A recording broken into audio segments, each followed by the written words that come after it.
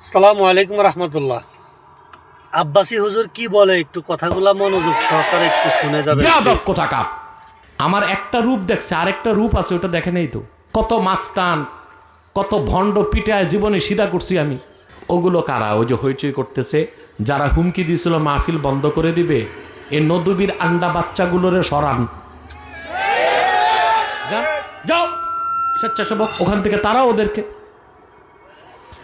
নদুবি আমারে মাহফিল করতে দিত না, এখন নদুবির আন্ডা বাচ্চাগুলো রয়ে গেছে। এগুলো বলছে নারায় রিসালাত স্লোগান দিলে মাহফিল বন্ধ করে দিবে। বেটা আব্বাস স্টেজে আছে, আয় মাহফিল বন্ধ কর। বেয়াদব কোথাকার। নারায় রিসালাত সাধারণ কোন মানুষের স্লোগান না, আল্লাহর হাবিবের রিসালাতের স্লোগান। এই স্লোগান হলে এটা ভণ্ডরা দিয়ে কে বলছে? ভান্ডারীরা তো জিকিরও করে, তো জিকির বাদ দিয়া দাও। ভান্ডারীরা তো নামাজও পড়ে, নামাজ বাদ দিয়া দাও। আমাদের ভালো কাজ যদি ওরা করে, সেজন্য কি আমরা ছেড়ে দিব নাকি? সরান এগুলো রে, ওর দিক থেকে অনেক দূরে সরান।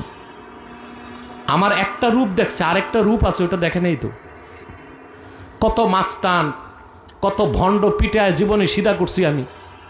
আমি কি বাংলাদেশে কোথাও যেতে ভয় পাই নাকি? আমি কখনো দেখি না আমার প্রতিপক্ষ হাতি নাকি মাসি। কারণ আমি এটাই জানি, আমার তারিখ, নির্ধারিত তারিখে আমার মৃত্যু আসবে। আর কখনো আমার মৃত্যু হয়তো বা হসপিটালে হবে না, হয় রাজপথে হবে, নয় স্টেজে হবে।